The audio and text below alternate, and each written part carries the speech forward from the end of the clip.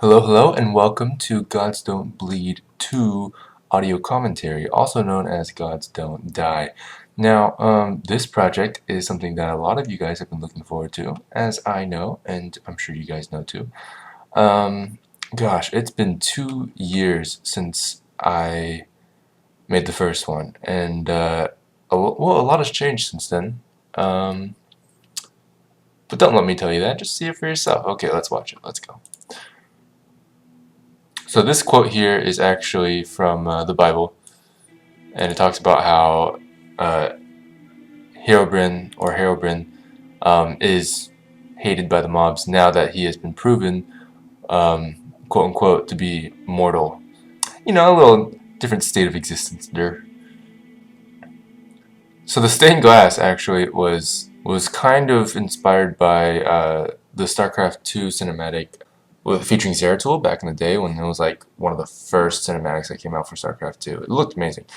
And one of the main scenes of it was that it kind of like focused on a close-up of like a drawing or like a prophecy or something like that with flickering lights and stuff. And that was kind of the inspiration for those particular shots that opened up the video. So what I did here was I went into Blender and I actually first of all I took Herobrine's model and posed him in that kind of way, and then I just had like a plane in the background and then or a circle, and then I extruded every other edge there on the circumference to get the sun, and everything else is just kind of like a plane that's been colored, and then I rendered that out with no shading so that it would look like it was just colored and solid, and then I brought that into Photoshop and put on a stained glass filter on it, which was extremely easy to do. So yeah, quick and easy.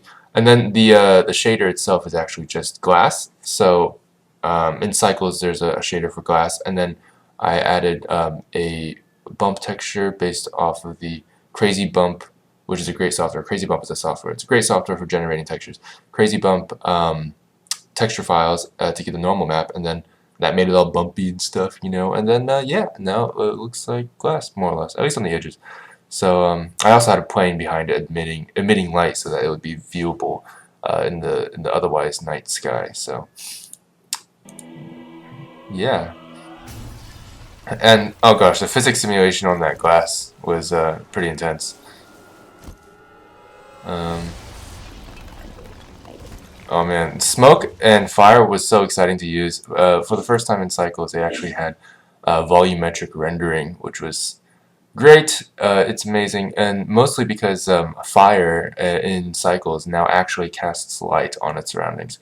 I mean, before you had to actually combine Blender Cycles with Blender Internal if you wanted to do some sort of volumetric rendering like smoke, but now you don't have to, and so I took advantage of that. And even though the smoke isn't exactly as high res as I wanted it to be, even though it could be, keep that in mind, it could be very high res. I simply opted not to because it was way too long. Took way too long to render. So anyway, oh yeah.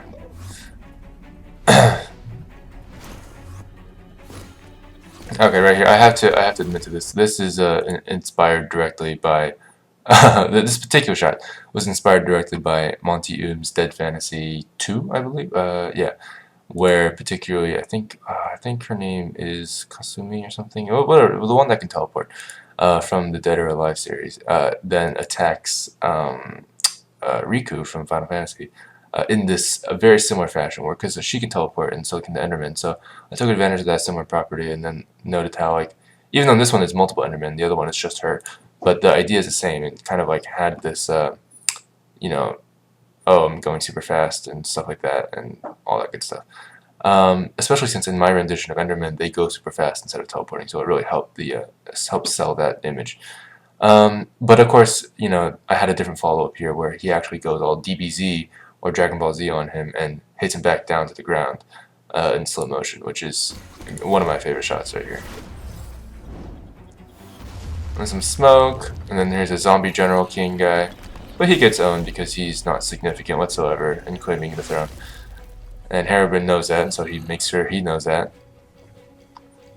This was my favorite shot in the video probably to do. because I mean it had the most intensive animation, which I actually very much enjoy doing. So that particular scene where they just kind of stare at each other, I just kind of did that for some comic relief. I thought it'd be fun. But also, in case you guys didn't notice, it's very similar to the first Ghost Don't Bleed, where I had to get rid of as many enemies as possible.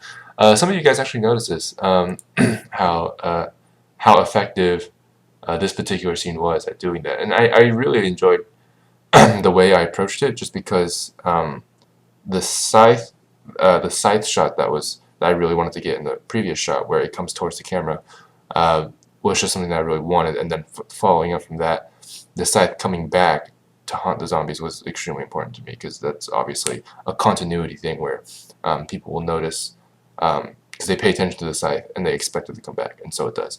But when it does, the zombies don't expect it, and so that's where the humor comes in, and that's where this part comes in, where they all get pwned or owned or whatever you want to say, and then they die and they disappear from the scene. Like, they literally just disappear from the show. If you guys notice, like, they just fly off the screen, and then you don't see any of their bodies. You don't see, like, you see a little bit of blood, but like, you don't see the body. Like, it's just completely like, I mean, it's more or less a cheat. I just didn't want them there anymore. So it got the idea of having a lot of enemies without having to animate a lot of enemies. So that's an important concept for Gods Don't Bleed 1 and Gods Don't Bleed 2. And right here, oh man, the arm shot, the pulling off the arm and then having the sword attached to it.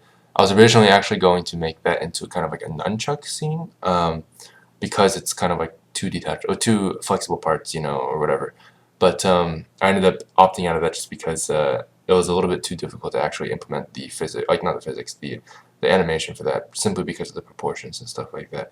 I ended up just using it kind of as like a whip, a chain whip, so that he would swing it around and then kind of form a shield around him for the arrows, which was extremely important. And then he follows up with that, because obviously you can't keep that up forever. It's unrealistic. Not that that's important in this particular video, but realism, you know, is at least slightly important. So I had him then stab the zombie and then pull him closer to him, kind of like as a get over here, you know, Scorpion-esque maneuver. So yeah, and then he uses a human shield, or a zombie shield, so to speak. And then the creeper comes out of nowhere, which is extremely convenient for him, because then he throws it up and it explodes. That was a fun shot to do. It just looked nice. But one fun thing about the archers is that the archers. Okay, so correct me if I'm wrong, but I'm pretty sure the way it's currently being portrayed is that the archers are actually standing above the stained glass mural kind of thing. The positioning of the archers relative to Herobrine is actually on the actual set is not accurate whatsoever. I actually placed them at a 90-degree angle on the right hand side of the cathedral. If you're facing the glass, they're actually on the right hand wall ceiling. They're on the ceiling way to the right, and they're facing to the left, not towards Herobrine at all. But the reason why I put them there is because there was actually a spot there that kind of looked like an archer's perch, you know.